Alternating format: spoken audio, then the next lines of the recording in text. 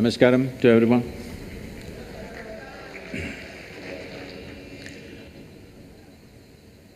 Well, why this Youth and Truth, how it came about? In the last 35 years that I've been active with people, this has been a constant refrain. Thousands of people ask me this question, Sadhguru, where were you when I was 20? You have come when I'm 60. If you had come when I was 20, I would have lived like this, I would have done this, I would have done that. I've been hearing this continuously, so I decided we'll step out and meet all those people who are below 25 in this country and also outside. That's why this Youth and Truth. This effort is… See, what we call as life essentially is a combination of certain amount of time and a certain amount of energy. Time is passing for all of us at the same pace. If we sit, it passes, if we stand, it passes, if we do something, it passes, if we laze around, it'll pass, awake, asleep, time is rolling for all of us. Only thing we can really manage is our energies.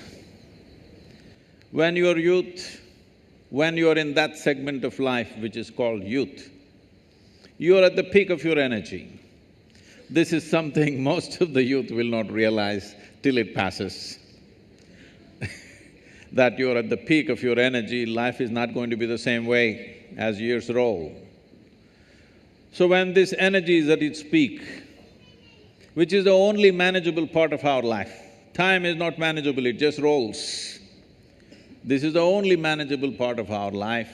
When it is raging at its peak, if we bring a certain level of clarity and balance in our life, this energy could become a phenomenal force in our life.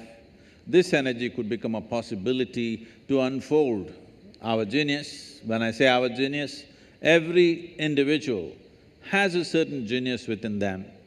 Will they find the necessary atmosphere, necessary attitude, necessary situation within themselves and around themselves to unfold this or not is the only question. Unfortunately, I could be wrong with my percentages, but unfortunately I think not even 1% of the human population manage to really let their genius blossom in their life because they all get concerned with their livelihoods and other stuff.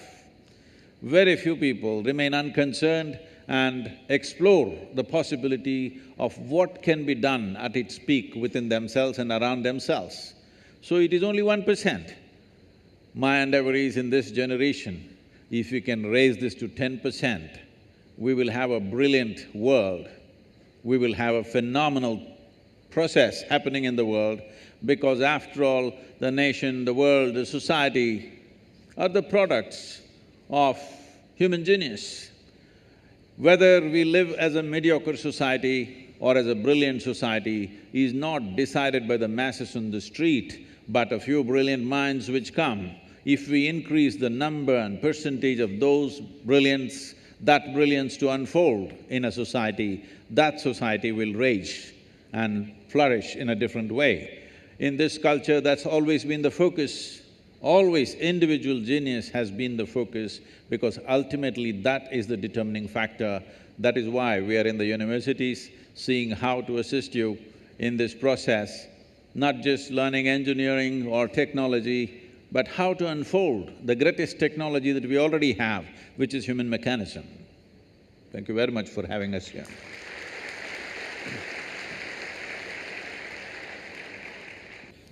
Good evening, everybody. I welcome you all here to the Youth and Truth program at IIT Bombay. First of all, I would like to thank Mohit Chauhan sir for his splendid performance.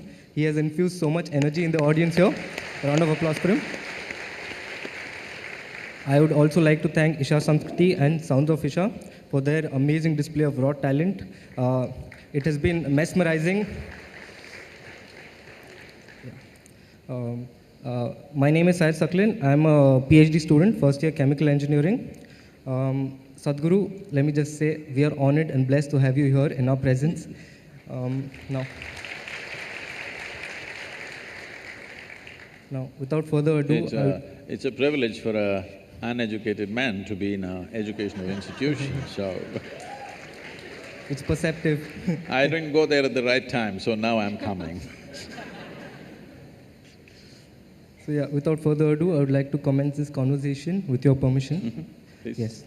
So, very often in lives, we come across crossroads where we are compelled to choose between two options which were equally pleasing. For instance, I just graduated my BTech this year and I had a few options. I had options to do MS in Cornell and Johns Hopkins University abroad or to do a PhD here at IIT Bombay. My heart was leading me towards the US lifestyle, but my brain told me that this is the right thing, a PhD at IIT Bombay is the right thing for my career. But every time, I'm here at IIT Bombay, but every night when I go to sleep, I fantasize and I think about how my life in the US would have been, how, I wonder how it would have been. So when I'm at such a stage, could you tell me what exactly this conflict of interest is? What should I be doing? See, we must understand this. People are always thinking when it comes to education, career, choice of partners, marriage, at various points, what is the best thing to do? Let me tell you, there is no best thing to do in the world. Really, there's no best thing to do. Even if you take a very simple thing and put everything that you have into it, if you throw yourself into it, it could become a great thing. Is it the best thing? No. There is no best thing, because how do you decide what is best? What I'm doing is best or what you're doing is best? There's no such thing. Is spiritual process the best thing or chemical engineering the best thing? It'll be foolish even to ask that question, isn't it? It is just that if you throw your life into something, it can become a great thing. So don't look for best things because you'll waste your life always wondering what's the best thing. People come to me, they've been married for 35 years, have 3, 4 children. Sadhguru, I don't know if I made the right choice.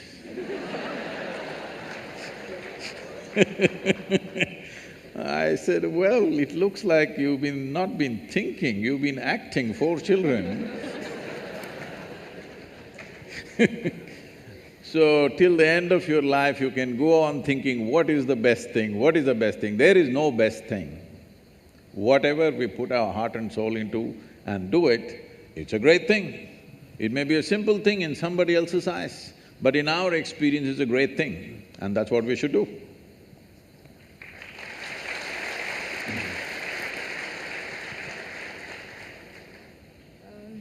Hello everybody, Namaskaram Sadhguru. My name is Hiya and I am a first year student here studying in the aerospace department. Being a college student, we live in dorms and hostels and we are surrounded by people day in and day out. And with people comes opinions and ideas. So for instance, let's say I got up in the morning and I got ready for class and I'm about to leave and one of my friends joins me and she casually comments that your hair doesn't look very good today, like what's wrong with it? So some of us are of the type that we will rush back to our rooms and just fix it somehow, that might even mean that we are late for class. But let's say I didn't even do that, but that thing would keep going in my mind, like throughout. I would be in the class but I'll be thinking about my hair. So, it is others' opinions and ideas have a very deep effect, although it varies from person to person, the amount of effect it has. But how do we take the good out of it and still not lose our individuality and uniqueness in the process?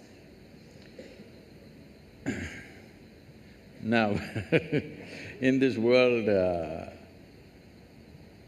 more money, probably 10 times or even 100 times more money is being spent on hair products than on the brain products. So it looks like a whole lot of people don't care what is inside, they only care what is outside. So, for those people who are in a certain state of their life where they need to intensely focus on something, very intensely, where they need undivided attention to achieve what they want to achieve, Normally we shave their heads, so that they don't have to stand in front of the mirror every day. See, I don't have to stand in front of the mirror. Every day I look the same. So I don't have to check how am I looking today. So when you're focused on something else, certain things get less significance. How we look, is it important? Yes, it is. To some extent, it is important in our lives. But right now, you're not going to walk the ramp, you're going to the class, okay? So all you have to do is bundle up your hair, tie it up on top of your head so that they can't see your hair, they can just see the knot and they can see the size of your head, that's a good thing. It is not that one should not be concerned about their appearance, of course it matters, but where does it matter, where does it not matter is something we have to decide. If it matters too much everywhere, I've seen people about 27 times in a minute, they if you're adjusting your hair half the time in your life, what the hell are you going to do of any significance? I'm not saying you should not have hair, I'm not saying you should not keep it well, but if you are so concerned about your appearance, obviously you're a bit empty inside. There's some more stuff within you. You wouldn't be so concerned about your appearance. Taking care of our appearance to a certain extent is important. Well, if you're going into the films or you're a model or something, you have to take care of it much more, maybe. But for an engineer, if you're presentable, it's fine, huh? And so, it doesn't end at the appearances. It's about the general opinions of life and about ourselves. Let's say anything about us that they have, that people have, they somehow Whatever affect kind of us. opinions. Maybe behavioral traits, like somebody tells me, you speak very loudly, maybe. You speak very loudly all the time, why do you do that? Maybe, I mean, it hasn't happened with me, I'm just giving an example. So, how do we take… like, I was it's a about very to tell you casual your trousers are comment. torn, but I didn't tell you. There was a time when I lived in denims, nothing but denims, okay? Only Levi's. And because of motorcycling and all kinds of things, they would get torn. We had to get it from United States, otherwise they were locally not available in 60s. So we used to patch it up, but now people are tearing it up and then wearing it. So obviously the message is you don't care a hoot what other people think about you. Let that come into every aspect of your life, you don't really care what other people saying about it. That's the idea, isn't it? The idea of tearing up a new pant and walking is, you don't really care, but that's not the truth with a whole lot of people. How is it torn? Your pant is torn better than mine. So we've gotten into this mess essentially because we have not delved into what this is. There is no profound experience of yourself. Who you are is a bundle of opinions that other people have given. If 10 people say you're good, you will become very good. It's like this. You went outside, somebody told you, oh, you are the most wonderful person on this planet. Then you are floating on cloud number what? 9. Only 9, huh? In Tamil Nadu, we do 11. So you're floating on cloud number whatever, and you came home, they told you who you really are, and suddenly it'll crash the cloud. Floating on a cloud is not a wise thing, you're bound to crash, isn't it? Hello? Floating on a cloud is not a safe thing to do, you are bound to crash. So, whatever this floating on cloud number whatever is not a good thing because somebody blows you up. I must tell you this. If you have to settle this within yourself, one important thing is, this happened to me in a certain way. My daughter started traveling with me when she was 3.5 months old alone. So I'm driving my little Maruti all over the country, this is the time when I'm building Asia Foundation, and my right leg is always heavy. So I keep one hand on this little baby and drive full on the highways going from town to town, various programs and stuff. So she grew up in many people's homes. Every week she's a new home. I made one rule to all of them, never teach the girl anything. You're not going to teach her ABC, you're not going to teach her 1, 2, 3, you're not going to teach her Mary had a little lamb, because I don't care whether Mary had a lamb or not. Nobody teach her anything. So, because nobody is teaching her anything, she's all eyes and ears. By the time she's 18 months, she's speaking 3 languages very fluently. Nobody taught her anything. I said, no rhymes, no 1, 2, 3, no ABC, nothing. She grew up like this and I wouldn't have sent her to school, but my schedules were crazy, plus no company of that age group around, she's the only girl. So I put her into school. When she was around 12, one day she came home little disturbed because of what happened at the school. And she said, you're teaching so many things to everybody, you're not teaching me anything. I said, well, I am not known to do these things unsolicited. Now that you've come, we could try something. I said, see, this is all you need to know. You never look down on anybody, nor do you ever look up at anybody. Then she looked at me like this, what about you, kind of thing. I said, see, if you look up to me, you will miss me completely. If you look up to me, what will you do? You will take my picture and nail it into the wall. You will miss who I am. The value of who I am will be completely missed if you look up to me. You have to just look at me for what I am, for everything that I do, not look up to me. If you look up to me, you know, nailing is all that'll happen. So this is a simple thing, never look down on anybody, never look up to anybody. As simple as it sounds, this means you have no judgment in your head as to what is good, what is bad, what is high, what is low, what is virtue, what is sin. You're willing to look at life just for what it is. If you see life simply for what it is, you will effortlessly navigate through life. All these things will not even be an issue in your life.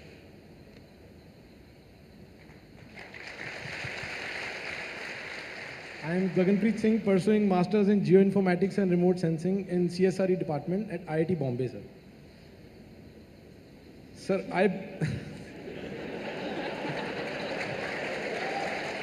yeah, mugged up. I'm sure this guy's popular out here, huh? Sadhguru, I belong to land of 5 rivers, and now wherever I go there, for all the able people I see, everyone dreams of going to land of maple leaf right now, that we call it Canada. And when I interact with them, they have the one motive, we'll go there, we will earn in dollars and send back and adopt one of the village, build roads, all hospitals, schools. What is harm in it? Then I see soldiers, farmers, social activists, teachers who are working at grassroots level. So if I get opportunity, because in IIT we will get some good opportunity to go abroad and earn Canadian dollars or work here, and whatever we can contribute in the tax, that is quite minuscule as compared to the funding which we get from abroad. Which route should I take? Oh. See, India is an ancient culture. An ancient culture means there are many benefits because there is immense wisdom and there is also a heap of bullshit. To sift through this bull and get to the wisdom takes some effort. The 5 rivers are in a pathetic state. Yes. And the land has been ripped through completely. So naturally people want to go elsewhere and do the same, to another continent. Well, Punjab was an important part of the Green Revolution in this country. That's very wonderful. But at the same time, This green revolution became relevant in our country simply because we were in a desperate state. We had every 3 to 4 years bad famines where sometimes millions of people died in the last century. But the last famine we have had is probably 1962 or 3.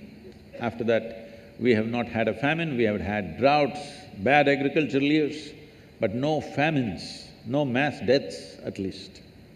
So it's fantastic. But these were desperate measures what we took because to beat that situation. So we exploited the land in a certain way, which is not healthy long-term, but we did it because it was kind of emergency for the nation. So now, should I go abroad and send Canadian dollars? I'm not saying you should not go abroad. If you think you're going to learn something better there, acquire some more skills, then you can gather here. If there are possibilities, or even if you're going to work there, but don't think in terms of you'll earn dollars, then come back and build your village.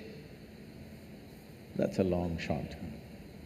Actually, what we need in this country is not necessarily dollars. What we need in this country is a corruption-free, clear, focused and dedicated people. That's what we're missing.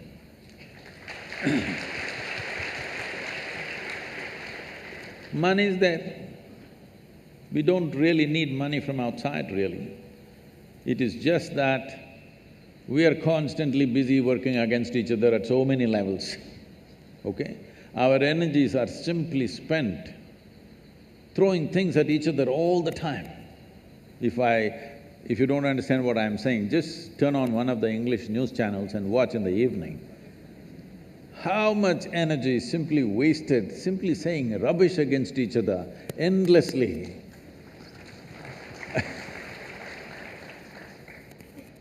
And slowly we are losing all sense of civilization in this argument. We think we are debating. No, we are just shouting abuses at each other and think we are debating. A debate means to explore, to use two brains instead of one to explore something. That is a debate. Not simply throwing things at each other is not debate. We can as well throw stones at each other. Instead of hurling abuses, at least it'll end soon. So this is going on, immense waste of energy, no cleanliness. When I say no cleanliness, I mean, a whole lot of people are simply innocent of integrity. They're not corrupt, they're just innocent of integrity. They don't know what it is. Because we are a nation who are not controlled by any moral code. Nobody told us, thou shalt not do this or that. Nobody told us. But in this culture, we managed ourselves by constantly stirring up human consciousness in every generation. Well, you also come from the land of gurus, because the idea is to stir up human consciousness rather than give you a set of morals to follow. Because morals can be subverted by anybody, but when it arises within you, it's a natural expression of who you are. So, this has been the process. But over a period of time, because of invasions and occupations, this system of transmitting consciousness or invigorating human consciousness, those systems have largely collapsed. Today, anybody can read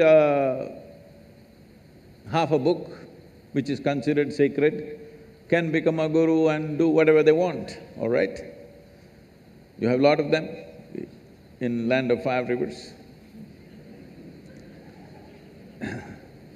Because this system has collapsed, people have not invested their life into knowing something. They're just reading half a book and trying to preach. Reading book and preaching was significant when everybody else was illiterate. Now that literacy has grown, you read a book and tell somebody it doesn't mean a damn thing, they can read it themselves. So this is going to become irrelevant even in a school and college in the coming years as technology develops. Reading a textbook and telling them what it is all about will become irrelevant in the next 10–15 years. So similarly, reading scriptures and telling people what it is has already become pretty irrelevant, because everybody can read and understand better than the preacher, most probably. So this process of what shall I do? Should I go there and send dollars? If you are going there to pursue something, it is fine. If you think there is some form of skill or education or knowledge or even a profession which is not available here, you want to go there, it is fine. But you are going there to make dollars and send it back, please don't waste your life like that. There is so much to be done here. If you have integrity, why I'm focusing on integrity is, this has been a scarce thing. I must tell you this. About 7–8 years ago, I was in the United States and somebody told me, Sadhguru, if you type the word spiritual on the net, every day over 100,000 people are typing the word spiritual. I said, is that so? That many people are typing the word spiritual? Because I never typed that word. I said, type it, let's see what comes. So on the Google, if you type spiritual, first thing that comes up is a spa in Mexico. Second thing that comes up is a call girl in Northern California. She has spiritual sex, spiritual whatever. She knows the SEO, you know. She's used spiritual in 25 different places in her website. So if you say spiritual, she comes up. Then I thought, this is a shame. For thousands of years, anything spiritual means people looked east towards India. So I said, let's open a platform as the spiritual gateway to the world, India. So all the spiritual, whatever nonsense you have, everybody put their official page on one platform. If they want to put more, they'll have to pay, but one page is free for everybody. If the world types out spiritual, this big site will come. And every form of spirituality is there, people can choose where they want to go. And we thought we will bring some kind of a standard, 3 things you must do, 3 things you must not do when people from outside the country come to you. So for the first time, I had never met any spiritual leader in the country. I had never seen them, I had never shared platforms with them, nor I had visited their ashrams. I never had time for those things, I was just busy with what I was doing. For the first time, I made an attempt to meet a lot of people. Well, I met many absolutely wonderful people who are doing great work. But it was also amazing to see that a whole lot of them are completely innocent of integrity. They just don't know what it is. Really, it's incredible. If I walk into an airport or a golf course, I meet better men who don't know anything about spirituality, but they're better men. Just to give you an example, I'm walking in this ashram of theirs, somebody, a big man. As an organization, they're way bigger than us. So I'm walking with him and then I see some nice trees in the ashram. Then I say, you really have some nice trees, big trees. He said, without looking at the trees, that's our Panchavati. I looked there were only 4 trees. Then I said, but there are only 4 trees there. I said, 4, 5, You know, this 4, 5 is all Maya. 4, he's just surprised that I'm actually counting 4. When he says 5, it's 5, 4 and 5 is all Maya, you know. There's only 0 and the infinite, in between all is Maya.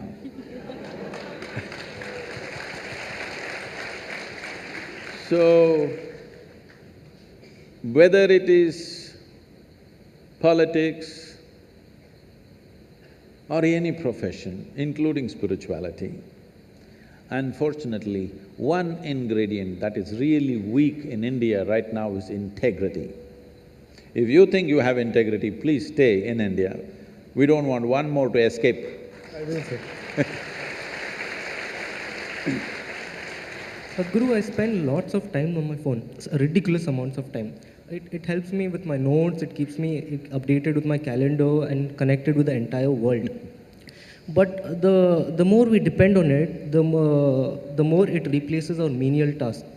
Now, technological advances are so steep and rapid that it is predicted that one day humanity will pass through a time period called singularity.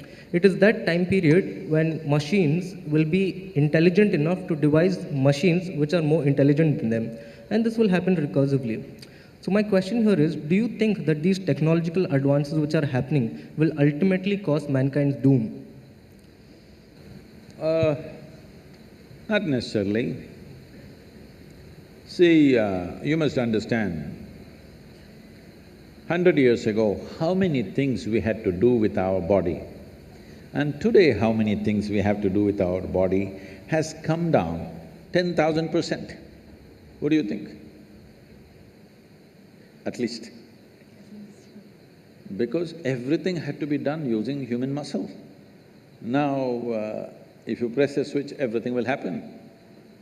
You have seen in all those period movies, two guys will be standing next to a Maharaja and doing the fan. See, all those guys hanging there.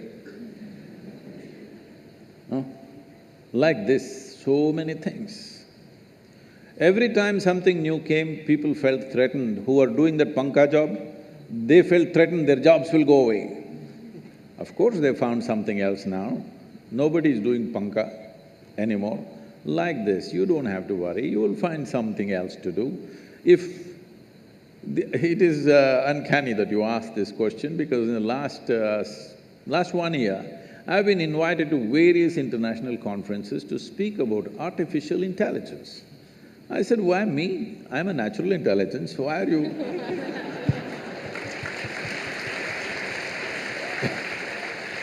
Why are you calling me to speak about artificial intelligence? Their whole thing is, these are all I'm talking about top-level people, scientists and others. Their whole thing is, Sadhguru, if this intelligence unfolds, if AI, they're calling it, we think Air India, but if this AI unfolds, we will all lose our jobs. I said, how fantastic, find an AI like that for me, so that I lose my job and I'll just live. Isn't it fantastic if all of us lose our jobs and we are on a holiday for the rest of our lives? Everything we have to do, if a machine does it, isn't it great that human beings can use their intelligence and time for creating something else altogether, rather than doing menial jobs on a daily basis? If I ask you to go right now and if I ask you to hold panka for me because there's no fan is not working, is it not a waste of your intelligence? Hello? Huh? Yes. It's good for me, but is it not a waste of your life in so many ways? So similarly, it's a waste of life right now that most people are thinking how to earn a living, how to earn a living. God damn it, even an earthworm is earning a living, a grasshopper is earning a living, a bird is earning a living, every other creature is earning a living. With such a big brain, what is a human being concerned about earning a living? It shouldn't even be a thing. But right now, human problem is, it's not about earning a living. You want to earn living like somebody else, then there is no end to your life. You want to earn a living for this life, there's really no problem.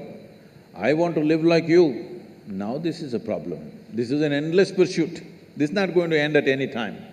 See, the most affluent nations, why does a human being seek affluence? Either an individual or a society. Why do we seek affluence? At the first level, it's a choice of nourishment, that you can eat whatever you want. That's the first step of earning money. The next step is a choice of lifestyles. Now countries like United States, you're only going to Canada, huh? Countries like United States have a choice of nourishment and a choice of lifestyles. But 70% of US population is on prescription medication.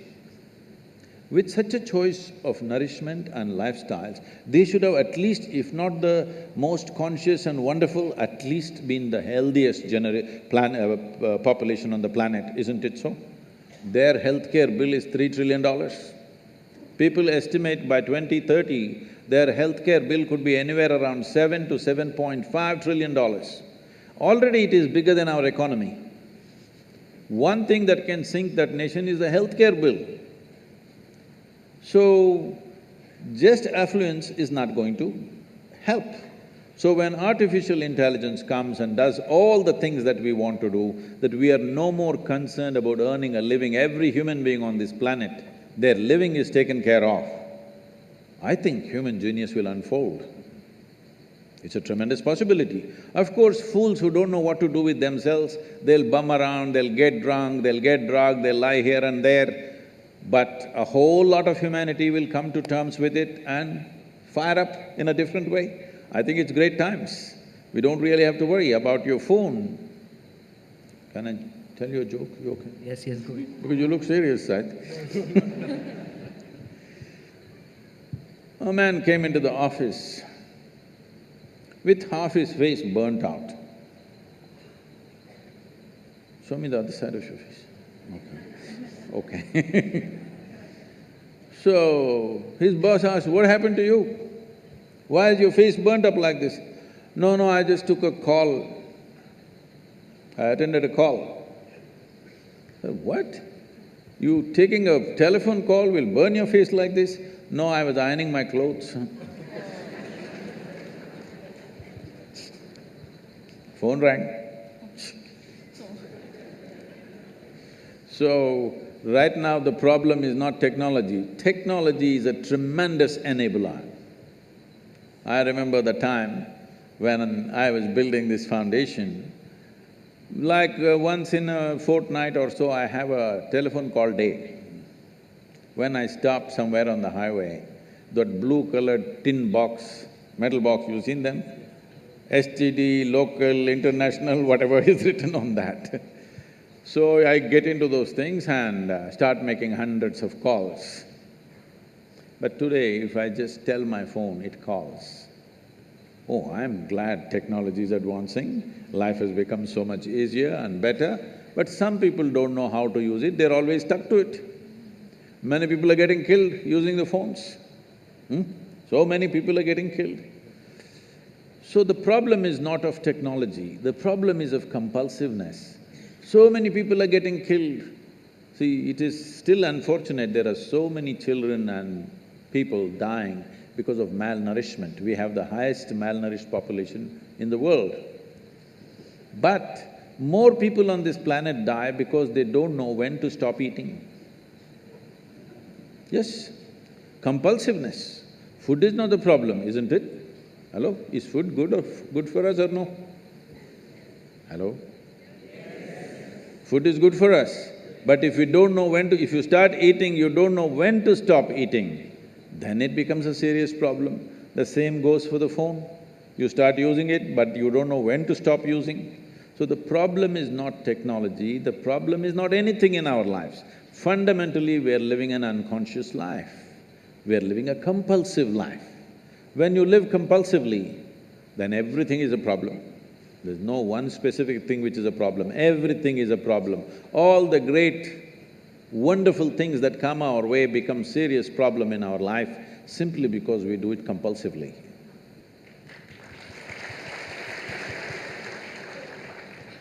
Sir, in the Indian society, when something goes wrong for… let's say someone is not well, so there are three types of people. Ones who go to the hospital, then there are the ones who rush to the temples, and then there are the third ones who rush to the astrologers. So we are actually taught from the beginning that inanimate objects and things around us have the power to control our lives. For example, for example, my mother, when 2 to 3 years back, told me to wear a ring which had a gemstone. I still have it on because, of course, because that's what mom has said. So You need to take it off, otherwise the boys will think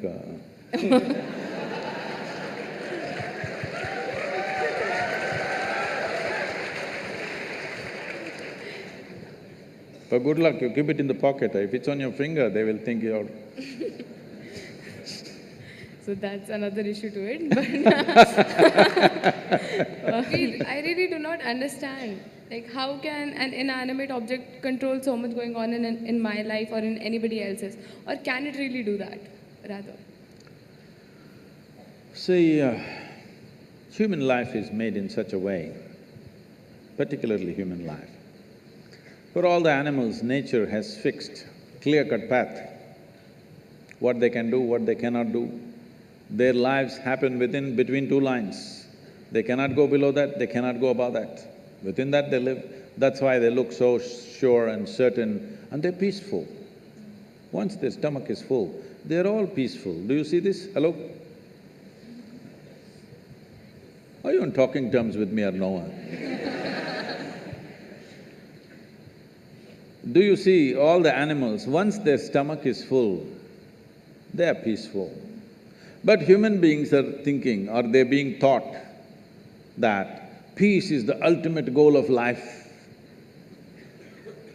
A buffalo, full stomach, he sits peacefully. And for you, that is the ultimate goal, what a shame. What a buffalo can do with a stomach full of grass or whatever else he eats, you have to hold it as the ultimate goal. Is it not a shame, I'm asking you? But this is being taught like this, peace is the ultimate goal of your life. But coming to more fundamentals, if you're not peaceful today, can you enjoy your dinner today? No. Can you just enjoy walking down the street? Can you enjoy the company of a few people around you? No. If not ecstatic, at least you must be peaceful to enjoy anything in your life. So I'm asking, should it be the first step in your life or the last step in your life? Such people will only rest in peace. Now, do other things have influence on us, particularly inanimate objects? The gems and the diamonds and things like that, and also the planets. See, the nature of the planet has a certain influence on the life upon it. You will see on full moon days and new moon days, many animals behave in certain specific ways, simply because they're influenced by it. You know the whole ocean is rising. When ocean, which is millions and millions of tons of water, is able to rise, when 72% of your body is water, you think it won't rise at all? It does. So, I don't know if you're conscious of it, but in India, most people are, not only in India, in anywhere, wherever there are mental asylums and things, they are conscious of it. On full moon days and new moon days, people get exaggerated levels of disturbance in their minds. So people think new moon and full moon will cause madness. No, that's not the truth. If you're very loving, full moon day you will become more loving. If you're very joyful, on a full moon day you will become more joyful. If you're a little crazy, you'll get little more crazy. Whatever is your quality gets little hyped on that day. So those who are romantic, they want full moon day. Those who want to meditate, they want full moon day. Those who are a little mad, they don't want full moon day. Essentially, it's hyping things up a little bit. Of course, today there is another kind of textbook science which is going on, which doesn't observe anything except what happens in the laboratory. These people are going on saying, this is all rubbish, this, that. No, if you pay attention to your own body, you will know, without looking up, without looking at the calendar, you will know when is full moon day, when is new moon day, by yourself, simply if you pay sufficient attention to your own system, because it's visible in your system. Certain behavior is there. But with a human being, the problem is, or people seeing it a problem, any possibility, if you do not explore that possibility, in your eyes, it looks like a problem. What is a problem is always a possibility, isn't it? You don't like it? No, if you're not willing to say yes, no, something, you can at least say, what is a problem is always a possibility or no? What is a possibility? If you do not explore it, if you do not realize what is the possibility, it seems like a problem to you. So, do inanimate things have impact on you? Yes, if you allow it, because this is the human predicament that who you are is not determined by nature, it is left open for you. Left open for you means you are the only creature on this planet who's been given the freedom to shape your own life. Is it a small thing? This is a product of millions of years of evolution that today, after all these creatures from a single-celled animal, after these millions of forms, here we are sitting, this is the only creature which can shape its own life the way it wants. Every other creature has to live by the laws of nature. We can shape our own lives.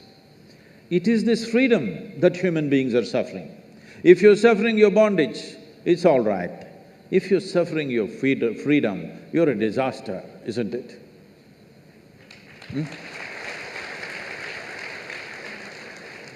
You're suffering your bondages, you're chained to something, you're suffering that, understandable. But you're suffering because you're free. Most human beings are suffering because they're free. They're always trying to bind themselves to something or somebody all the time because freedom scares them. Because freedom is a pathless path. Freedom is an open terrain, there's no fixed line. Because there is no fixed pathway, most people feel terrified. But the highest value in human life is freedom, isn't it so? Hello? In this culture, the highest value in this culture is not God, not heaven. Mukti, moksha, liberation, freedom is the highest value. Established that no matter what you do, you must seek mukti. You can do whatever you do with your life, but all that process should be towards your liberation. You must be moving towards higher and higher levels of freedom on a daily basis. Otherwise, your life is not worth it because you're getting entangled with the process of life. Even if you go to heaven, it's an entanglement. See, I'm sure before you joined IIT, you're still keeping Bombay, right? I see. Before you joined IIT, when you have written your whatever entrance tests and stuff, only thing is somehow I want to get in, because it's like heaven, entering heaven.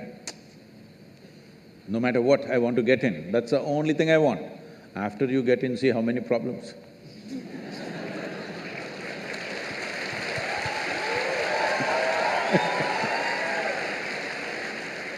I'm asking you a simple question. Being on this planet, do you have any proof that you are not already in heaven and making a mess out of it? Huh? Do you have any proof?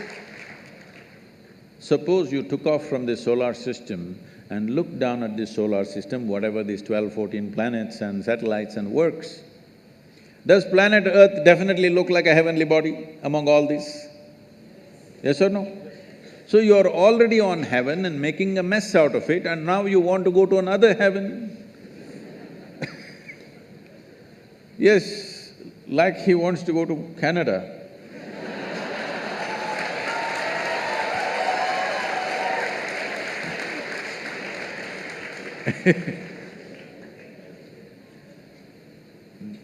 This culture does not value heaven, does not value God, values only freedom. We want to be even free from the creation and the creator.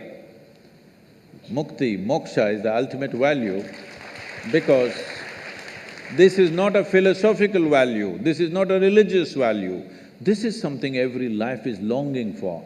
Only thing is, most human beings are short-sighted that they long for it in installments. See, whatever people are seeking right now, if they have nothing, they will say, if I get 100 rupees per day, Shiva, that's all I want, that's a prayer. 100 rupees fell.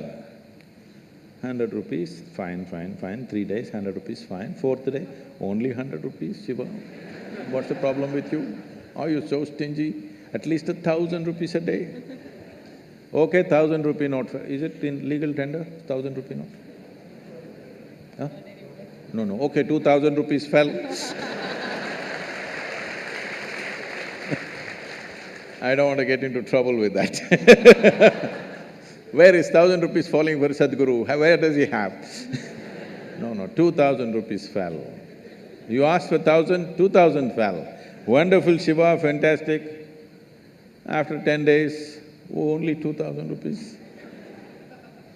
It doesn't matter how much it falls, something more, something more, something more, isn't it? This is not about money. People think it's about money. People think it's about wealth, power, pleasure, love, knowledge. No, these are all different currencies. Essentially, you're looking for expansion because you feel suffocated. If we keep you in the same place for too long, you feel suffocated, you want expansion, you want to be something more all the time. Yes or no? Always something more. If I make you the king of this planet, not just Canada, if I make you the king of this planet, will you settle with fulfillment? No, you will look at the other planets, you will look at the new galaxies. So there is something within a human being which wants to expand limitlessly. That means it wants to be free, nothing else. Looking at this carefully, observing the nature of the life within, that it wants to expand in a limitless way, the only thing it is longing for is to become boundless. That means it's seeking freedom. That is why in this culture we established the highest value is mukti or moksha, which means liberation or freedom, not heaven, not… because heaven is just another place, maybe little better accommodations, but same trouble after some time, isn't it?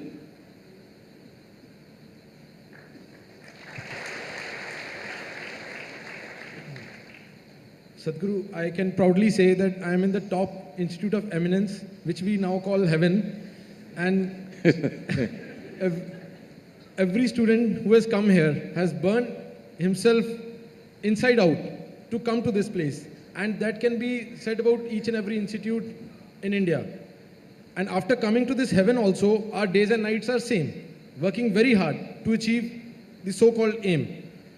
I want to know, but still, our careers are not assured. We don't know about our career, and we don't know whether our luxurious life of our dreams, whether we will ever achieve. Now, when we say about the other aspect, seeing the politicians, most of them, and rich criminals, most of them, at least almost fifth pass, not more than that, but they and their dependents, all having a assured career. But they don't go to Canada, they go to London. Yeah. They go to London, yeah. And citizenship of London is assured, and at the same time, they are having best of luxuries. So my point is, education and working day and night hard for it, is it worth for this society where we have poorer graduates and richer illiterates? Well, we must understand, literacy is on many different levels. ABC is one kind of literacy. On the street, there is another kind of literacy. In the political sphere, another kind of literacy. In the business world, another kind of literacy. So literacy is not just ABCD. That's a very simplistic way of looking at it. Somebody may not know ABC, but he is very literate with something else. And above all, you come to an Indian Institute of Technology, not for a luxurious life, because of thirst for knowledge, to know, to become competent, to be able to create something, to be able to create something in the world which has not been done till now. Not to somehow amass something at somebody's cost and live somewhere, wherever you think is luxurious. Look at their faces and see, do they look joyful? Well, they look like they've been fed like pigs, that you can see, but Do they look joyful? Do they look fulfilled? Is there some great energy about them? Do you want to live a life like that? Hello? Do you want to live a life like that? I'm asking. Please don't ever seek a life like that, because all you have in this life is, as I already said in the very beginning, this is just a certain amount of time.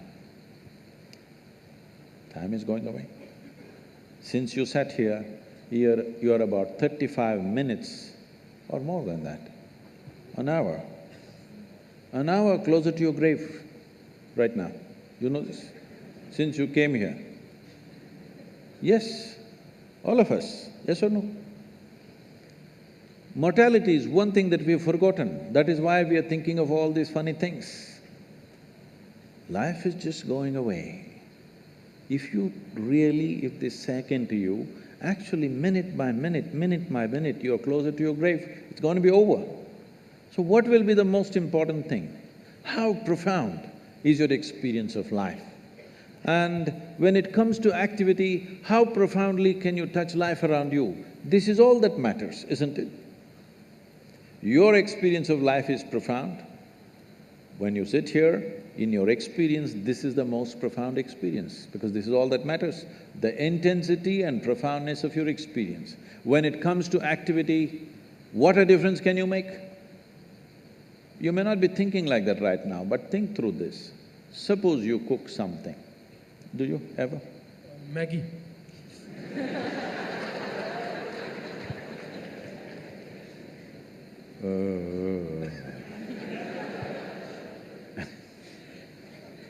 He's on MSG or something, huh?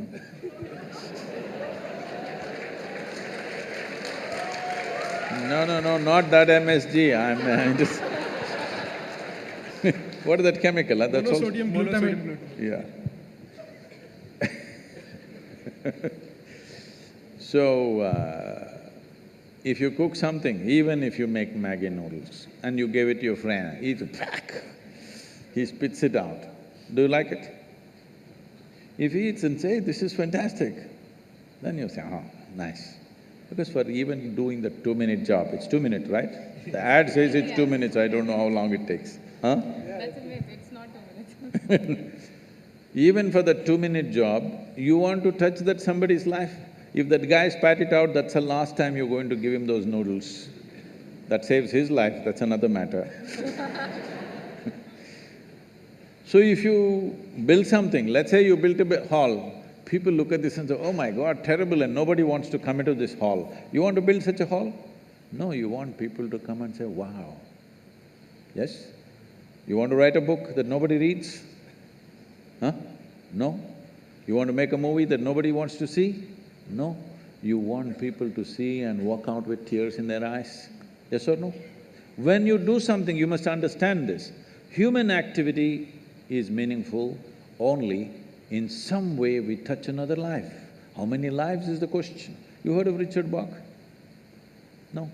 As a generation, you never read Richard Bach? Nobody? Oh, I'm surprised.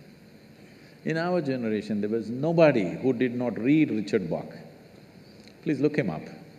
Richard Bach wrote a book called Illusions, another one called Jonathan Livingstone Seagull. It's all about flying, his entire life.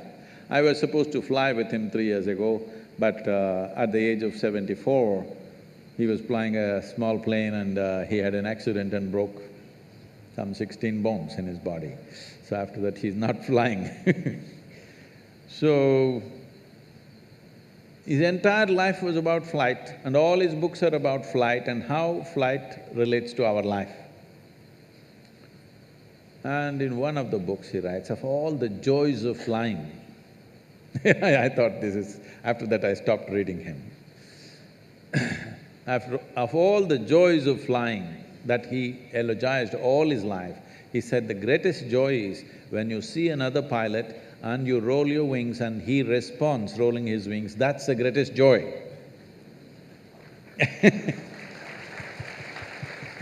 After living an absolutely adventurous life, this is the greatest joy, because touching another life always is like that. Whether it's music or dance or cooking or writing a book or building something, everything is because it touches another life, it matters, isn't it? A criminal does not touch other people's life like that. You have two ways to live. That is, people are joyful because you're here, or people will be joyful because you're gone. There are two ways to live. Please, what will you choose? First one. First one. People are joyful because you're here. Yes, Yes. That's good. So, about somebody is living better than us, I'm saying you should not even look how somebody is living, because it's a bloody brief life, believe me. Before you know what's happening, it'll be gone. You may not think so right now, you think you have a lot of time on your hands. But if you intensely get involved in something, before you know what is happening, life will be gone. Because it's such a brief life. Have you noticed on a particular day, if you're very intense and joyfully involved in something, 24 hours just pass off like a minute? Is it so? Another day you're a little depressed and looking around at everybody. That day, 24 hours feel like a eon. So time is a very relative experience. Only miserable people will have a long life, because in misery, time stretches itself. But if you're living an intense and exuberant life, poof, it'll be gone. 100 years will be gone like that. Shall I bless you with a long life? No. Even if you live to be 100, it should feel like you lived for 2 days. And that's how it will be. That is how it will be if you focus on creating something worthwhile. But if you're looking at other people, who is wearing better clothes, who is driving a better car, whose house is better than mine, if you look at this, your life is ruined, because forever somebody will be wearing something better than you, somebody will be driving something better than you, somebody will be living in a better home than you. Yes or no? Forever you will become enslaved to that nonsense. Don't ever start your life like that. All of you, you're being empowered through education. You must think in terms of, what is it that I can create? What can I create in this life? Don't worry about how to earn a living with so much education and this many cerebral cells. You think earning a living is a problem when an earthworm does it?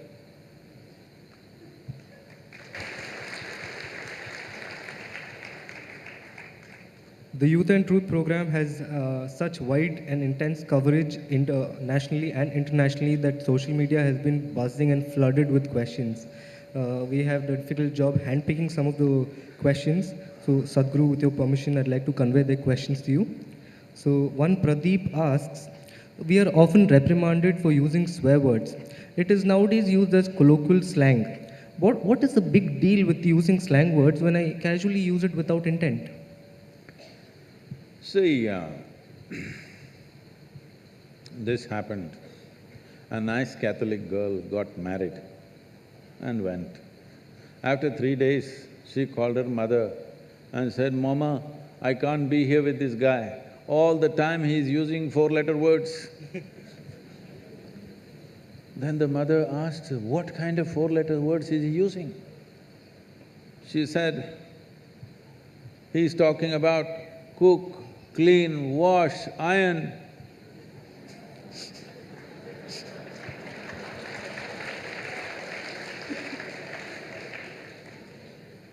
So, what is wrong in using words? Essentially, what you're calling as swear words is largely today, we have our own swear words, which are very generic to our languages, and some are vulgar, some suggest certain intentions, some refer to our families, and and some are just simply poking fun at each other, kind. But largely your swear words in English language that you use today are essentially picked up from America. It's either toilet or bedroom, okay? I must tell you this. This is way back, many years ago. A guest came from Australia. I'm talking about nearly 40 years ago. A guest came from Australia and I'm supposed to take this person around in Mysore. You know, Mysore is a touristy place. You're from Bangalore, huh? It's a touristy place, there are many places to see, so I'm taking this person on my motorcycle. If I ride hard, I hear in my ears, shit. Then I think, what? If I brake, shit. They see something beautiful, shit. If the food is very spicy, oh shit. I was thinking, why this person whole day chanting shit like mantra?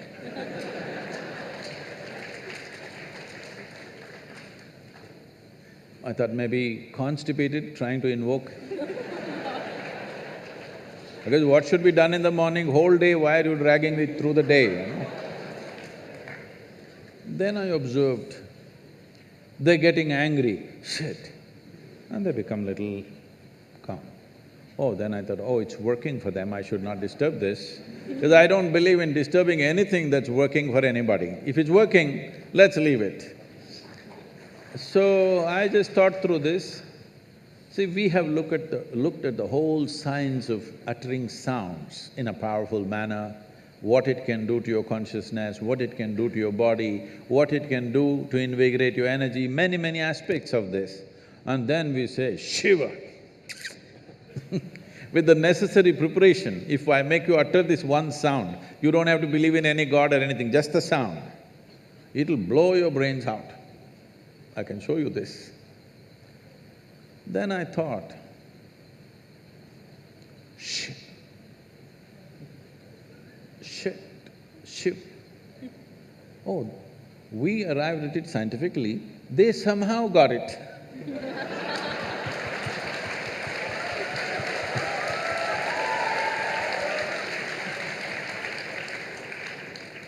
Even in Shiva, it is only Shi which is the powerful part, Va is a dampener, so that people don't blow up too much. It's like to balance. Instead of Va, they put T. I thought it's okay, it's working, so why? Because usually when they keep saying too often, the T doesn't come, they say shh. So even me, when I say Shiva, the word doesn't really come out, it's just shh. So I thought it's okay, what does it matter?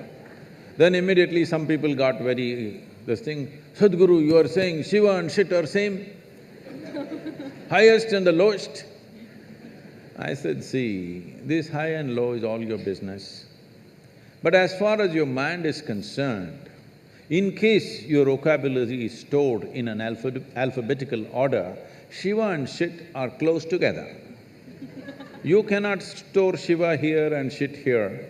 You don't have such a capability. I don't know how it is stored in your mind. Suppose it's alphabetical, they are right next to each other, so you can't separate them. So the question is not about what is good, what is bad, what is right, what is wrong. The question is, will it work everywhere?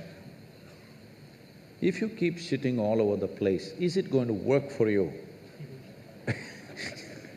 That's a question. So it's all right among young people, you're saying shit everywhere, but now it's come to in United States, it's come. Even the top administrators are uttering these words just like that. In the international community, when they utter such words, it's finished in many ways, okay? Not because of anything else, simply because people are… if you watch some of these American movies and stuff and stand-up comedians, they are making the whole sentence with one word. Yes? Whole sentence is just one word repeated in many different ways, and they're elogizing that. I'm saying to develop or to evolve a complex language, It took such a long time, it's taken thousands of years for human mind. One of the most complicated things that we have come up with as a civilizations in the world is language. Language is not a small thing. That way in India, we have 1,300 languages. How much genius must have been there that right here you speaking Marathi, somebody speaking Telugu, somebody speaking Kannada, somebody speaking Konkani, and for thousands of years, though you lived side by side, you maintained your literature, they maintained theirs, like this they managed.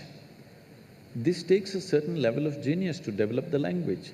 Now, a language which had hundreds and thousands of words, you want to reduce everything to one word and you think it's a forward step, I'm sorry.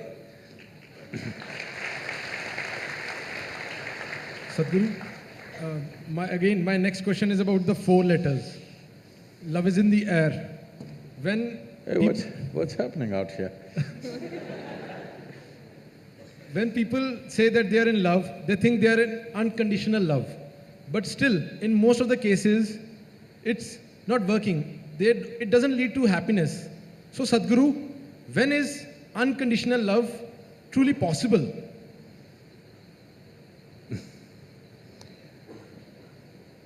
When you say love, your experience of love means you feel certain sweetness of emotion within yourself. Either by looking at this person or this person or this person, we don't know who stimulates this in you. It doesn't matter who helped you, but essentially it happened within you, isn't it? Yes? Did it happen only within you or was it in the air? I'm trying to clear this air. Combination of both. Really? It was in the air? No, it only happened within you. Maybe what was happening within you was so exuberant, you saw it everywhere. You're in love, you thought the flowers bloomed for you, the birds are singing for you, the clouds are moving for you. Huh? All right, I don't want to destroy all the romance, okay?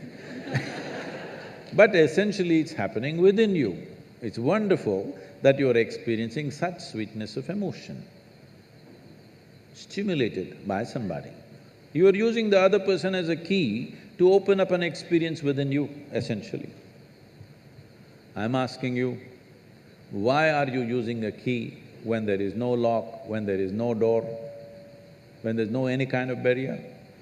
It is just that you are a push-start machine. You know what's a push-start machine?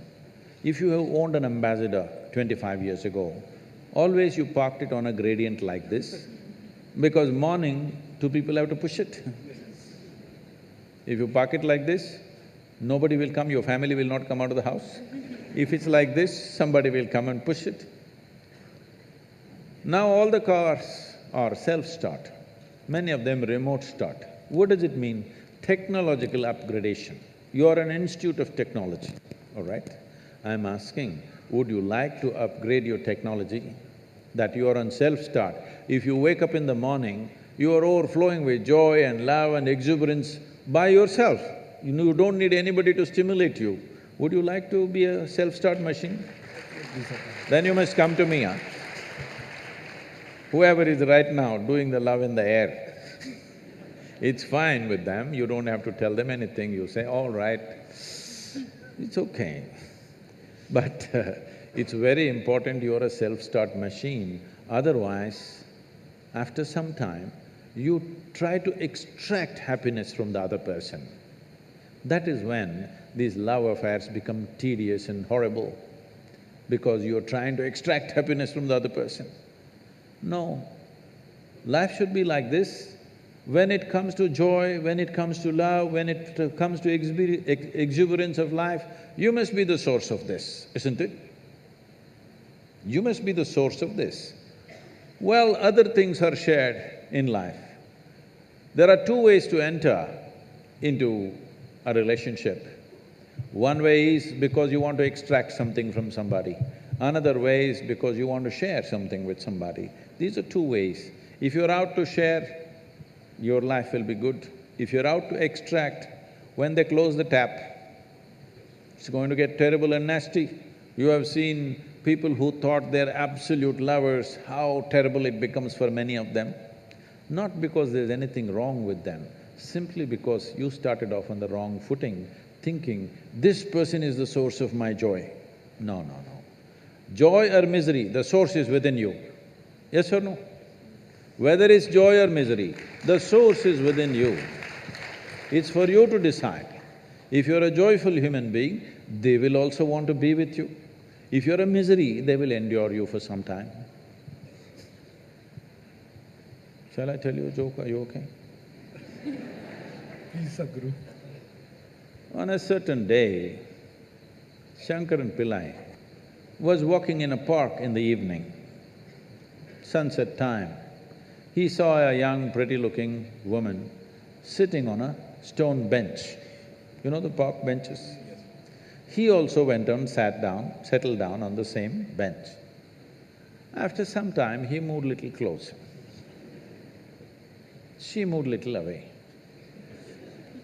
He allowed a few minutes and again moved little closer. She moved little away. Again he moved closer. Now there was nowhere else to go for her because she was at the end of the bench. She pushed him away. Then he waited for 2 minutes, just the sun to get to the right angle. Then he went down on his knees and he said, I love you. I love you like I have never loved anybody in my life. You know, a woman is a fool for love. And the sun was setting. If it was middle of the afternoon, she wouldn't believe a damn thing. Sun was setting, the ambience was right, and she kind of yielded. Nature took over, things happened between them. Then he looked at his watch, it was 8 o'clock in the evening. He got up and he said, I need to go, I need to go. She said, where are you going? You said you love me. He said, my wife is waiting, I need to go. So, I love you for a whole lot of people is like that, you know, open sesame. You want to get something, maybe your needs are physical, psychological, emotional, financial, social, or we don't know what else. You have needs to fulfill. So you use this mantra and it works. Half the time it works, okay? I'm saying it's important. It is important you know the joy of being loving. Because sweetness of emotion is needed for you if you want to take really big steps in your life. If you do not have sweetness of love in your heart, believe me, if you try to take big steps in the world, particularly in India, you will end up frustrated and go to Canada.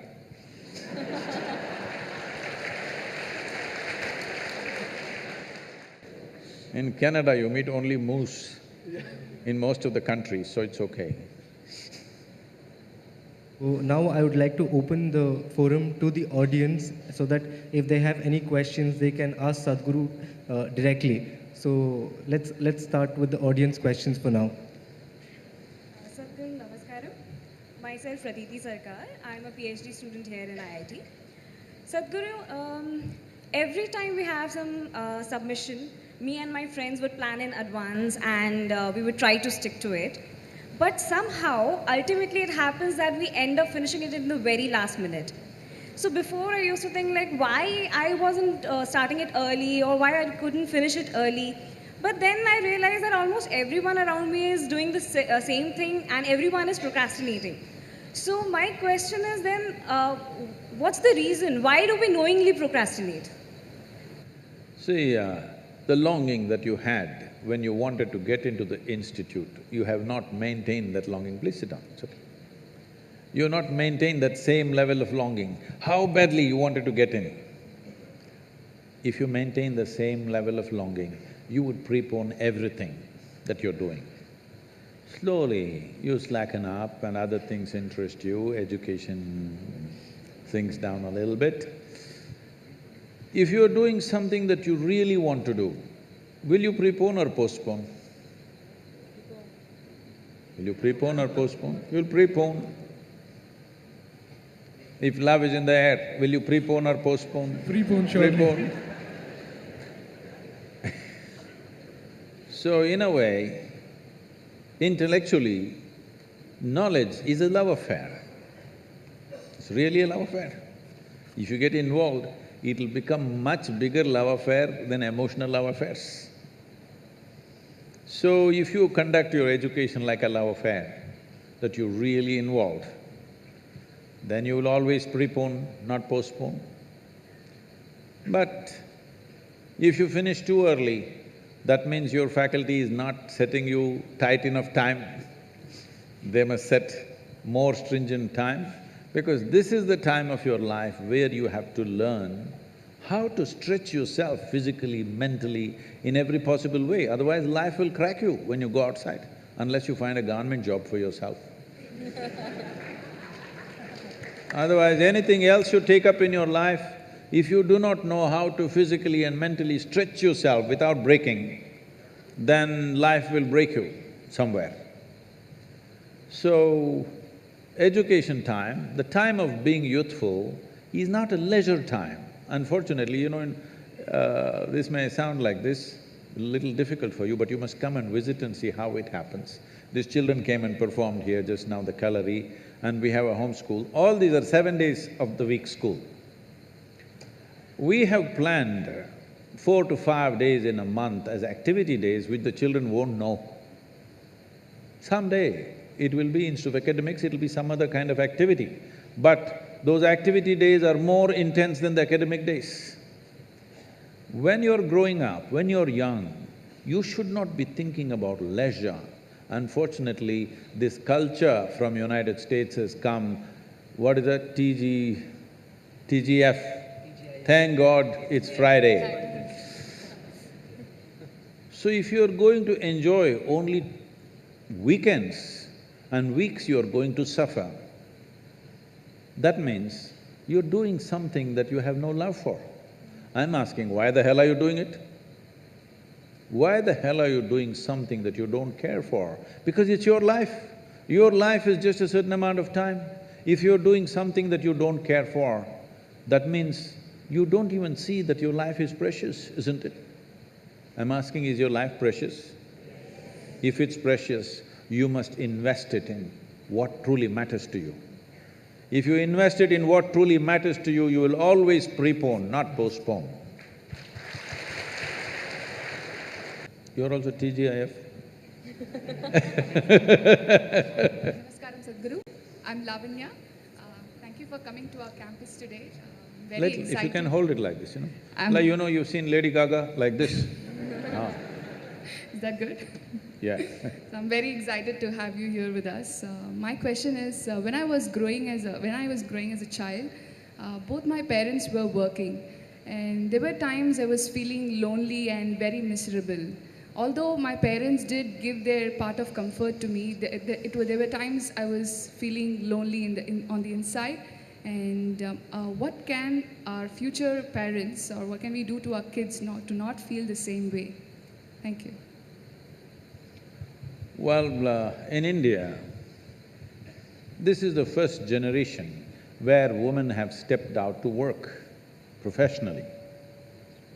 Otherwise, because we were largely an agricultural community, women worked, but in and around the house.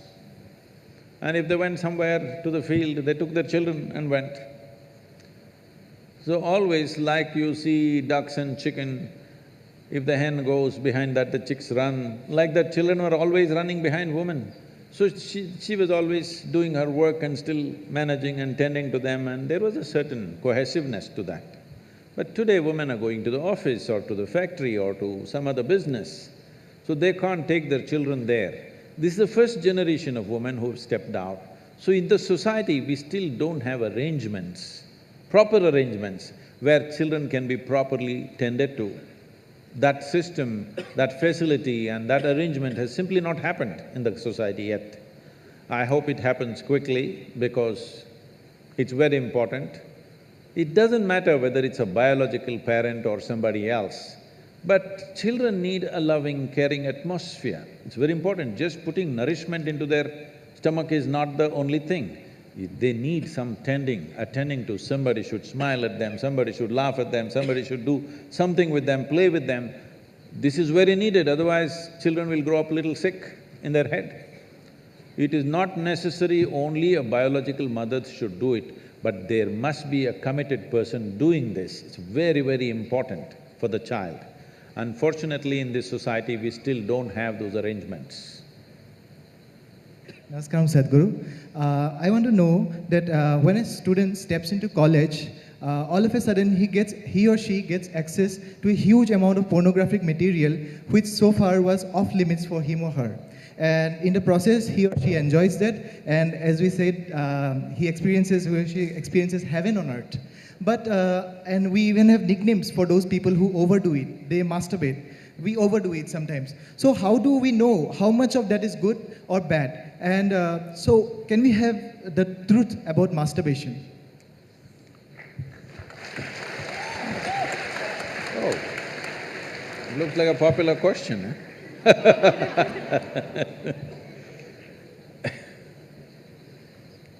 See, we have a biology. We cannot put it under the carpet. It's there. It's best we address it for what it is. But right now the problem in the world is because certain religious institutions in the world took this attitude that the very biology of the human being is wrong, because of this, culture started hiding it under the carpet. Well, in this culture we never had it, but after the British came and left, we became more prudish than the British. But before that, if you look at our temples, all the outside temple art is all pornographic, if that's what you want to call it. But we don't call it pornographic, we are only talking about the various dimensions of human biology. Because we don't see it as wrong, but we see it as the periphery of life. If you stay there only, you will stay on the physical dimension forever, you will not explore anything else. So in the temple, always it's the periphery. You are supposed to look at that and understand it's the periphery of life and try to make an attempt to go deeper, but at the same time not to be in denial of it. Not to glorify it or not to be in denial of it is the most important thing. But in your college, watching these things on the whatever, your internet or whatever, people tell me that somebody told me, I don't know if these percentages are correct. When I was asking, what is the content? I was trying to understand the internet and its content. What is the real content on the internet? They're telling me, you should know, they're telling me 70% of the content on the internet is pornography. Is it so? Is it so? You must be the expert.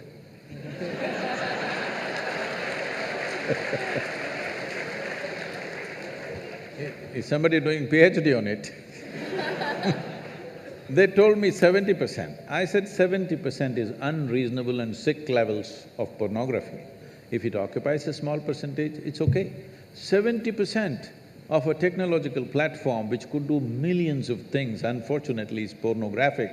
Just biology of life. It's very unfortunate because once you come as a human being, your biology is not the front end of your life. It is one part of your life. This cerebral capability came so that your intelligence becomes the front end of your life, and if you become conscious, your consciousness becomes the front end of your life. Biology is the front end of a bull. It's okay for him, that's all he knows. But biology should not be the front end of a human life, it is part of our life. We are not denying it. So, at a certain stage in your life, it's like this. A 95-year-old man went for a medical checkup with his doctor. The doctor did a thorough checkup and said, "Hey, old boy, you're doing great for 95, no problem with you." Then the old man asked, "Doctor, but what about my sex life?" Then the doctor looked at him and asked, "Thinking about it or talking about it?"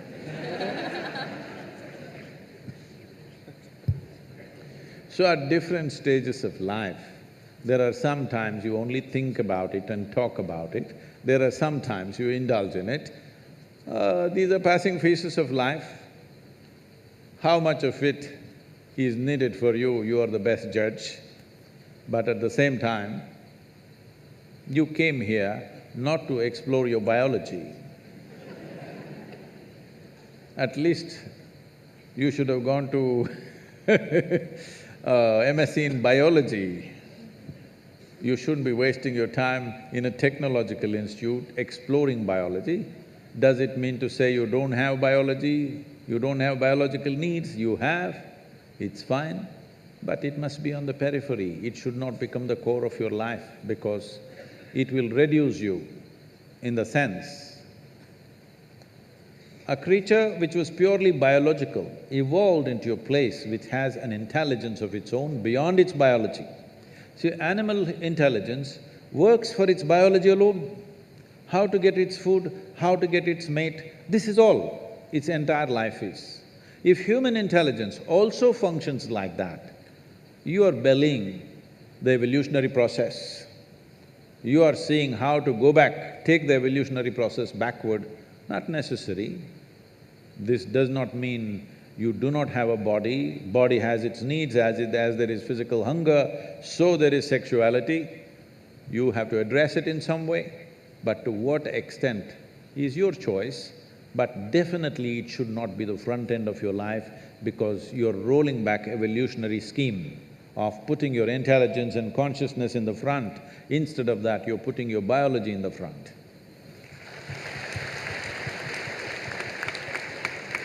Sadhguru, I've been watching your videos and they have really changed me a lot.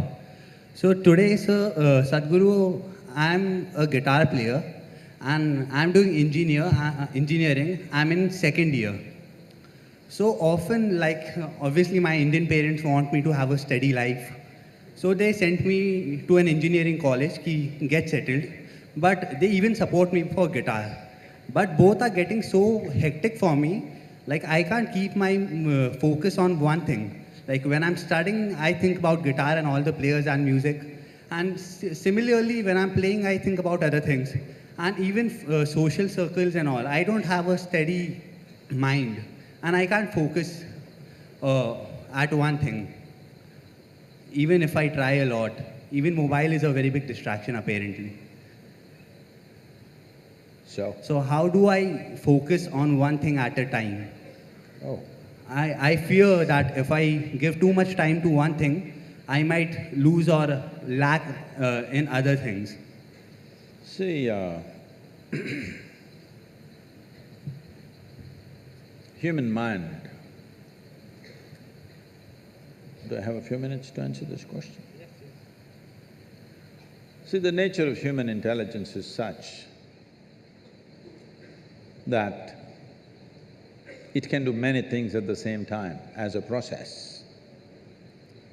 When I say intelligence, most people are misunderstanding intelligence as intellect. Intellect is your thought process. Thought is just one dimension of your intelligence. Thought is only happening because of the data that you have gathered in your mind.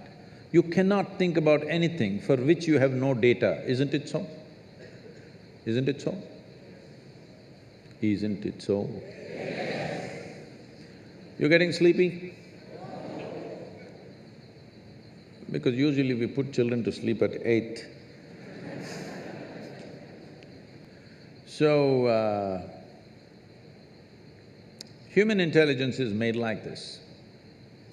In the yogic way of looking at life, we look at human intelligence as 16 parts. Out of these 16 parts, we can, for the sake of understanding, we can see it as 4 segments. These 4 segments are buddhi, ahankara, manas and chitta. Buddhi means the intellect. Intellect, when it comes to your intellect, would you like a sharp intellect or a dull intellect? You must choose, I'm going to bless you right now. Sharp intellect. So obviously, intellect is a cutting instrument. It's like a knife, it's a scalpel. It's good for cutting. If you want to dissect something, you need a good, sharp intellect. But suppose you want to sew something, all you have is a knife. If you sew with a knife, you know what'll happen?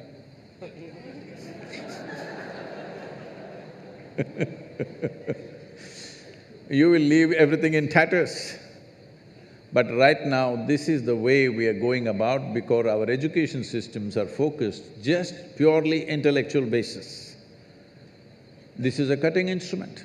If I want to really know you, shall I dissect you? Hello? I want to know you, so shall I dissect you?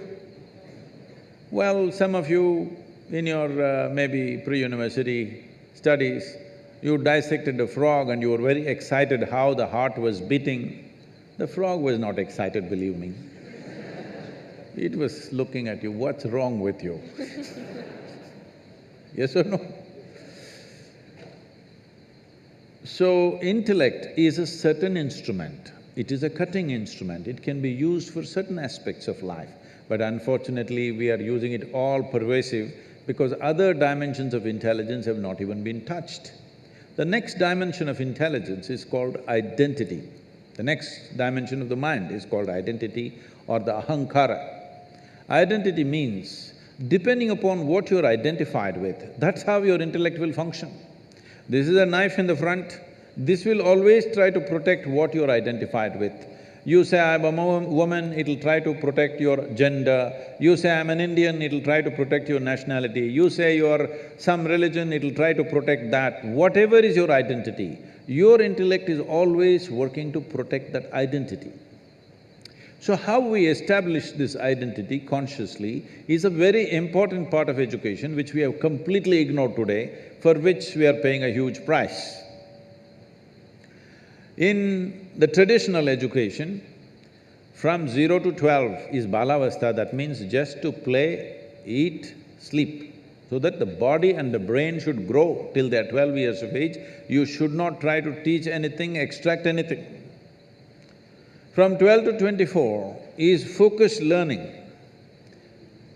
This is called as brahmacharya, discipline of how to learn. Learn is not just learning other disciplines, but above all, learning about the nature of my own human mechanism, my intelligence, my different faculties, how they function, because if I don't understand this, I cannot really apply myself into anything.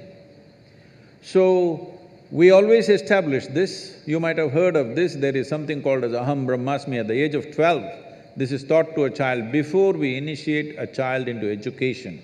First he must take a universal identity, that my identity is the larger universe. Maybe today I'm an Indian, maybe today I belong to this religion or that religion, maybe I belong to this caste, clan or whatever, but my larger identity is with the universe because education was seen as an empowerment. We don't want to empower you when your identity is narrow, because all the crime on the planet, all the corruption on the planet, all the horrendous things that people do to each other is only because of limited identity, isn't it? I can do it to you, but I can't do it to myself because this is me, isn't it? I can't do it to my own child, but I can do it to somebody else because this is mine and that is not mine. So before you are empowered with education, which is seen as a powerful tool for life, first thing is take a universal identity. Unfortunately, we've neglected. Because of this, today if you see, the cutting edge of technology and science always goes first for military use. Yes or no? So how to kill people, how to dominate somebody, how to destroy somebody, this is where our knowledge is going simply because we did not establish a universal identity before education came to people. So the third dimension of your mind is referred to as manas. Manas means it's a silo of memory. When I say memory, it's not just what you remember, your entire body is memory. There is evolutionary memory here, there is genetic memory here, there is karmic memory here, there is articulate and inarticulate levels of memory, conscious and unconscious levels of memory, various dimensions of memory. We identify 8 different forms of memory. Right now, you may not remember how your great-great-great-grandfather looked like 10 generations ago, but his nose is sitting on your face. Body remembers, yes or no? Body absolutely remembers everything. So this memory is the basis of your intellect. If we take away the memory or de-link the memory from your intellect will become without activity. This is one important dimension of yoga that we understood, that if we… See, if you want to continue the knife analogy, the intellect is like a knife. The hand that holds the knife is identity. Knife is useful or dangerous depending upon not on the knife's quality, but the hand which holds it, isn't it? If you're identified one way, this knife will poke you. If you're identified in a different way, this knife can save your life. So the same knife every day saves lives and sometimes takes lives, depending upon who holds it or which hand holds it. So we de-link the manas with the intellect. Now, intellect simply there, without intention. So essentially, yoga means this, to build an intensity within you without intent. Right now, I want to become an engineer, I want to become rich, I want to make money, I want to be this, I want to be that, you become goal-oriented. This is the fundamental flaw in the education system, we become goal-oriented. Because we want to get there, we are doing all this, we are like circus monkeys. Circus monkeys are like this, you show a banana and say, you do all those tricks, I'll give you a banana. So it will do all the tricks, banana. No banana, you will simply sit there. So, once you become human, you should not behave like a circus monkey. It is not because of a carrot and stick that you're driving yourself, because you're seeing that what you're doing is of some consequence to you and to the world around you. That's why the action. So if you de-link the knife and the hand and the silo of memory, then your intellect will shine with sharpness. It will not be rusted with memory, it will shine with sharpness. See, it's like this. There are some people who are when you go to restaurants, you will see, and maybe in some homes also, you ask them to cut a mango, they will use the same knife with which they've cut onion and they cut the mango and give you. You can't keep it in your mouth, the sweetness of the mango is gone. If the residual impact of whatever the knife has touched is there in it, slowly it will lose its purpose, isn't it? The same goes for your intellect. If the memory sticks to your intellect, after some time, it'll become a useless intellect because it becomes a highly prejudiced intellect. So, the entire yogic system is about this, to dissolve your identity and simply sit here so that your intellect will shine like a razor without any intent. Intensity without intent, if it comes into your intellect, you can do 25 things at the same time, just like that, okay? People keep asking me, Sadhguru, you have been busy the whole 6 months, not a day's break, then how did you write this poem? How did you think about this? How did you come up this plan? How did you design this one and that one? I have 12, 14 tracks running all the time, I just initiate and leave, they will run by themselves. See, when a computer is able to process something, if you feed and leave, it processes, isn't it? Isn't this a better computer than anything that you have ever used? Hello? Only problem is you did not read the user's manual for this one. You must read the user's manual. So just listening to videos is no good. We can teach you a simple practice. You start the practice of de-linking the intellect from the memory at least for a few minutes a day, you will see your intellect becomes super competent. I want to ask you that what is logic and why it looks as logical? Means because whenever I start thinking, means it seems that means this is logical and this is logical. But when I do the maths, so there is a ambiguity. So if it is logical, then why it is not coming through the math? Or the second question is how to express means of myself. The feeling which I have don't have words.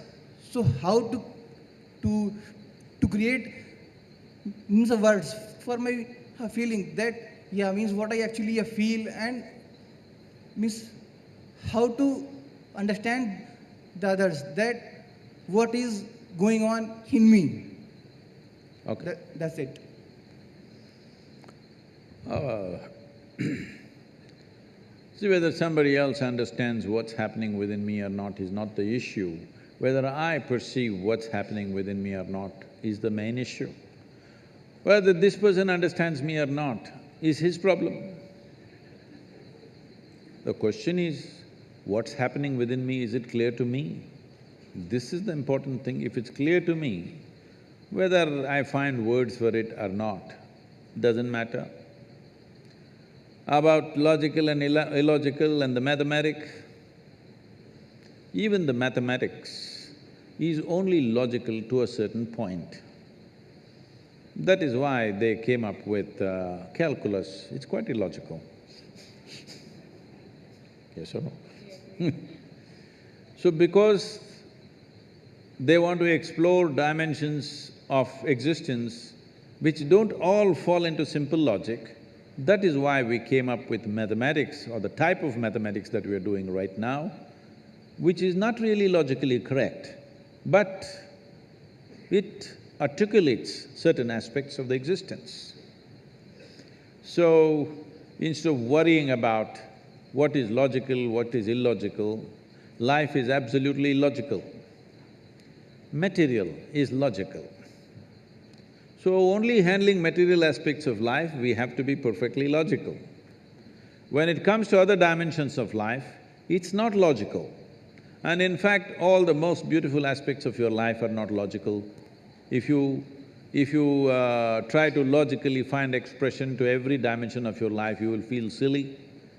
Suppose you fall in love with somebody and you write it in prose, you will look stupid.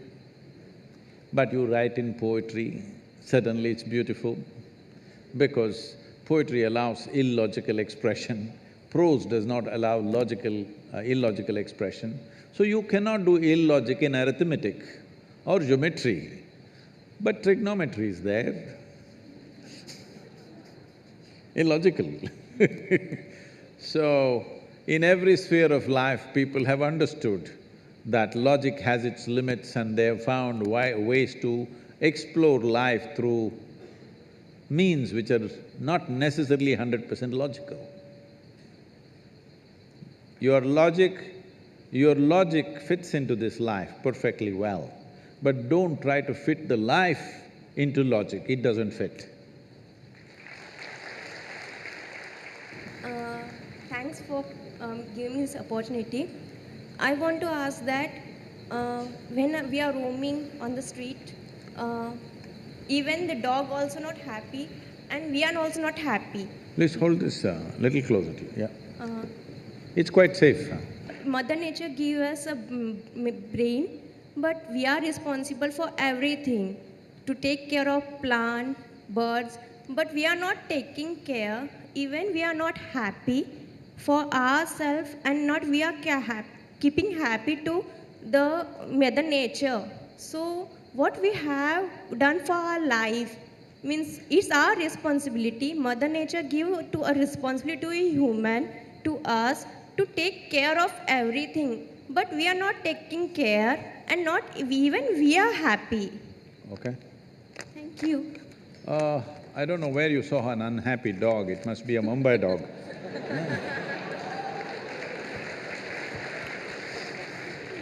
Huh? Must be a Mumbai street dog, where too many vehicles and things are moving around. Poor guy, he's just surviving day to day. Otherwise, dogs are happy if their stomach is full. They're really very happy. Go in the villages and small towns and see, they're just romping around happily. As long as they're well-fed, they're happy. So, human beings also, not that everybody is unhappy, there are happy people and unhappy people, they always were, still are. We are seeing how to increase the percentage of happy people so that we can live in a joyful world. It's out of my greed that I'm incessantly active in the world, because I want to live in a joyful world. But a lot of people looking like carrying a end of the world expression on their face, as if the world is going to end today. Especially if the world is going to end today, it's time to be joyful, isn't it? So, we are living irresponsibly for sure, for various reasons we are like this. For us in this country, we have an enormous culture, enormous. No nation on the planet has 12,000–15,000 years of history and culture. This culture we can use to become wise and wonderful, but a whole lot of people use it in a different way. Because you said everybody's unhappy, I thought I'll tell you a joke. You okay? It once happened, the Iraqi ambassador to India met Shankaran Pillai. When people of two ancient cultures meet, it's bullshit time. Always. How our culture, because we've got nothing much to show in the present, we talk a lot about the past. Well, we can be proud about our past, but we can't live there. We are proud about the past history of this nation, the culture of this nation, but you cannot live there, you can only live here. But this is the usual thing. So the Mesopotamian culture, big. So the Iraqi ambassador started off and he said, our culture is so great that we have excavated sites in Iraq where the site is over 2,500 years ago, 2,500-year-old sites, and we found copper wires. It proves that we had telegraph 2,500 years ago. Shankaran will say, ha, that is nothing. We have excavated sites which are 5,000 to 7,000 years old, and we found nothing. That means we had wireless.